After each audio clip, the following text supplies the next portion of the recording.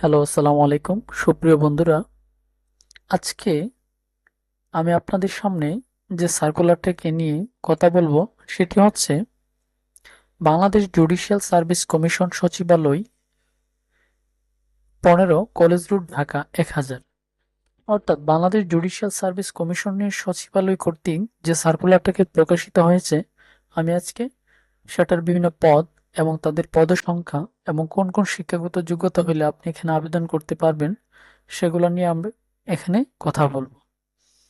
তো জেলা জজ ও অধস্থন আদালত ট্রাইব্যুনাল সমূহের রাজস্ব খাতভুক্ত শূন্য পদসমূহে সরাসরি নিয়োগের নিমিত্ত নিম্নবর্ণিত শর্তে আগ্রহী প্রার্থীদের নিকট হতে এখানে একটা ওয়েবসাইট দেওয়া রয়েছে, http://bjs/ccr.teletalk.com.bg। অর্থাৎ এখানে যে ওয়েবসাইটটা রয়েছে আপনি চাইলে ওই ওয়েবসাইটে গিয়ে এখানে আবেদনটা করতে পারবেন। এখন আমরা দেখব যে এখানে কোন কোন পদ রয়েছে। এখানে ক্রমিক একের মধ্যে পদ রয়েছে হচ্ছে 60 মুদ্রাক্ষরিক কাম কম্পিউটার অপারেটর। এখানে 60 মুদ্রাক্ষরিক কাম কম্পিউটার অপারেটর হচ্ছে গ্রেড 14, যেখানে বেতন স্কেল 10,200 টাকা থেকে শুরু করে 24,680 টাকা, এবং 60 মুদ্রাক্ষরিকে আপনার পদসংখ্যা হচ্ছে 284টি। তো এখন দেখে নেব আমরা যে এখানে যদি আপনি আবেদন করতে চান, এখানে 3টা শর্ত রয়েছে, যে শর্তগুলোকে মেনে আপনাকে এখানে আবেদন করতে হবে। বলা হয়েছে কোনো স্বীকৃত বিশ্ববিদ্যালয় হতে দ্বিতীয় শ্রেণী বা সমমানের সিজিপিএতে স্নাতক বা সমমানের ডিগ্রি, অর্থাৎ আপনাকে এখানে অনার্স কমপ্লিট করা থাকতে হবে। 2 নম্বরে বলছে শার্টলিফটের সর্বনিম্ন গতি প্রতি মিনিটে ইংরেজিতে 70 এবং বাংলায় 45। ইংরেজিতে 70 হতে হবে এবং বাংলায় 45 শব্দ সম্পন্ন শার্টলিপির গতি হতে হবে। এবং এখানে বলা হয়েছে কম্পিউটার মুদ্রাক্ষরে সর্বনিম্ন গতি প্রতি মিনিটে ইংরেজিতে 30 এবং বাংলায় 25 শব্দ। এটা হচ্ছে আপনার এখানে 60 মুদ্রাক্ষরিক কাম কম্পিউটার অপারেটরের যে প্রয়োজনীয় যোগ্যতা এবং অভিজ্ঞতা। তারপর রয়েছে এখানে 2 নম্বরে বেঞ্চ সহকারী। তো বেঞ্চ সহকারীতে আপনার পদের সংখ্যা হচ্ছে 35টি। বেঞ্চ সহকারী হচ্ছে 16 গ্রেডের একটি পদ, যেখানে 9,300 টাকা থেকে শুরু করে 22,490 টাকা পর্যন্ত এখানে বেতন প্রদান করা হবে। তো বেঞ্চ সহকারীতে আপনাকে আবেদন করতে হলে এখানে কোনো স্বীকৃত বোর্ড হতে উচ্চ মাধ্যমিক সার্টিফিকেট বা সমমানের পরীক্ষায় উত্তীর্ণ হতে হবে। অর্থাৎ আপনি যদি বেঞ্চ সহকারীতে আবেদন করতে চান তাহলে আপনাকে ইন্টারমিডিয়েট কমপ্লিট করা থাকতে হবে। 3 নম্বর যে পদটা রয়েছে সেটি হচ্ছে অফিস সহকারী কাম কম্পিউটার মুদ্রাক্ষরিক। এটা হচ্ছে গ্রেড 16 একটি পদ এবং বেতন সংখ্যা 9,300 থেকে 22,490 টাকা, এবং এখানে হচ্ছে 253টি পদ রয়েছে। এখন দেখে নিব যে এখানে কোন কোন শিক্ষাগত যোগ্যতা এবং কোন কোন ব্যবহারিক দক্ষতা থাকলে আপনি এখানে আবেদন করতে পারবেন।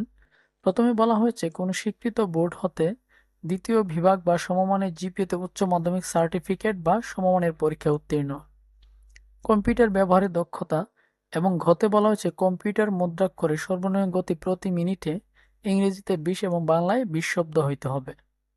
তারপর 4 নম্বর যে পদটা রয়েছে পদটা হচ্ছে গাড়ি চালক, যেটা গ্রেড 16 একটি পদ এবং এখানে বেতন সংখ্যা 9,300 থেকে 22,490 টাকা পর্যন্ত প্রদান করা হবে।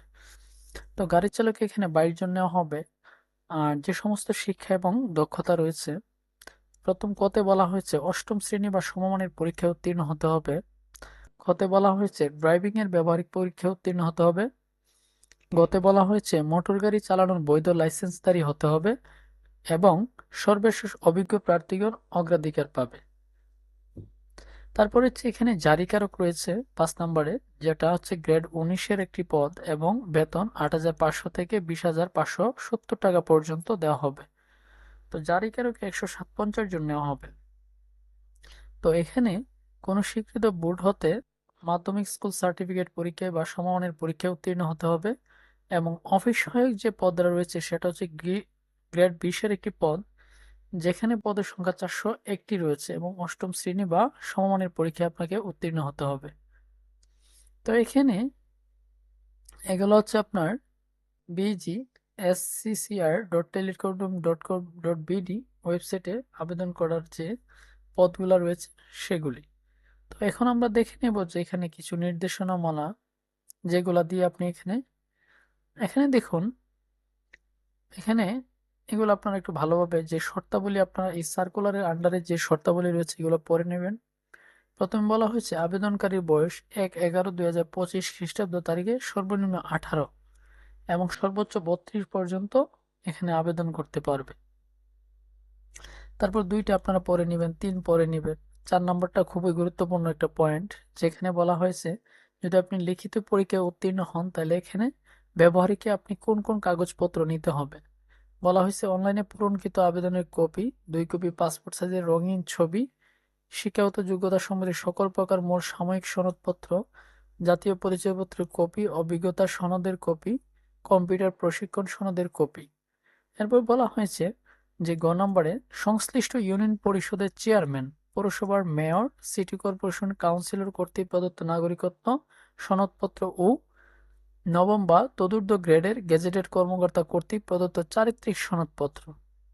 এবং নম্বরে বলা হয়েছে মুক্তিযোদ্ধা কোটায় আবেদনকারী প্রার্থীর ক্ষেত্রে সরকারের সর্বশেষ সিদ্ধান্ত অনুসারে মুক্তিযুদ্ধ বিষয়ক মন্ত্রণালয় কর্তৃক প্রদত্ত মুক্তিযোদ্ধা, শহীদ মুক্তিযোদ্ধা ও বীরাঙ্গনা সন্তানদের মুক্তিযোদ্ধা সনদপত্র লাগবে। এখানে পয়েন্টটা খুবই গুরুত্বপূর্ণ, যে এখানে আপনার যদি লিখিত তো টিকেন তাহলে এখানে যে ডকুমেন্টগুলো সংগ্রহ করবেন।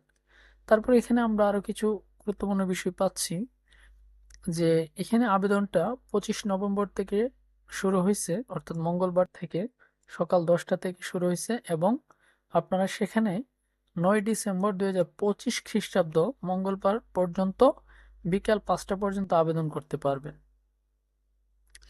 তো আবেদন করার জন্য আপনাদেরকে এখানে 300x300 পিক্সেলের ছবি লাগবে এবং 300x80 পিক্সেলের আপনাদের এখানে দেখুন, এখানে স্বাক্ষরের কথা বলা হয়েছে। প্রথম হচ্ছে স্বাক্ষর, যেখানে সাইজ হবে 380 এবং ছবির কথা বলা হয়েছে যেখানে হবে 300x300।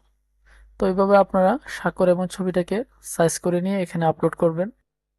আচ্ছা, আমার সব ভিডিওতে এখানে স্বাক্ষর, ছবি, তাছাড়া বিভিন্ন ধরনের নির্দেশনা রয়েছে, সেগুলো সম্পর্কে আলোকপাত করা হয়।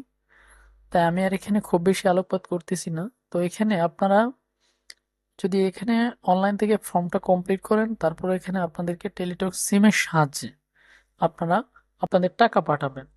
তো এখানে কিন্তু দেখুন, এখান থেকে আপনারা দেখে নেবেন যে কিভাবে এসএমএসটা পাঠাইতে হয়। আপনারা আবেদন করার পর আপনারা একটা ইউজার আইডি পাবেন। আপনারা টেলিটক সিমের মেসেজ বক্সে গিয়ে লিখবেন BJSCCR স্পেস দিবেন একটা, তারপর এখানে লিখবেন ইউজার আইডিটা, লিখে 16322 নম্বরে পাঠিয়ে দিবেন। তো এরপর আপনাকে এরকম একটা রিপ্লাই এসএমএস দেওয়া হবে। এটা কিন্তু আপনার এই এসএমএসটা কিন্তু রিপ্লাই এসএমএস, অ্যাপ্লিকেন্টের নাম থাকবে, তারপর এখানে 112/56, অর্থাৎ আপনার যে পোস্টটা রয়েছে সে পোস্টের আন্ডারে কত টাকা কেটে নেওয়া হবে এখানে নির্দেশনা মাফিক দেখাবে। তারপর আপনারা সেকেন্ড যে এসএমএসটা আছে সেখানে দিবেন, এই এসএমএসটা এখানে দিবেন, তারপর ইয়েস লিখবেন, তারপর একটা পিন চলে আসবে। প্রথম এসএমএস দেওয়ার পর একটা পিন পাবেন, পিনটা দেওয়ার পর এখানে সেন্ড করবেন 16322 নাম্বারে, করে দিলে এখানে রিপ্লাই এসএমএসটা দেওয়া হয়েছে, এটা হচ্ছে আপনার রিপ্লাই এসএমএস। তো এখানে এরকম একটা এসএমএস চলে আসবে, তারপর আপনার আবেদনটা সম্পন্ন হয়ে যাবে। তো এটাই হলো আজকের বাংলাদেশ জুডিশিয়াল সার্ভিস কমিশন কর্তৃক যে সার্কুলারটা প্রকাশিত হয়েছে সেটার পুরো আলোচনা। তো আপনাদের এখানে কোনো জায়গাতে বুঝতে সমস্যা হলে ভিডিওর নিচে কমেন্ট করবেন, আমি অবশ্যই আপনাদেরকে বুঝিয়ে দিতে চেষ্টা করব।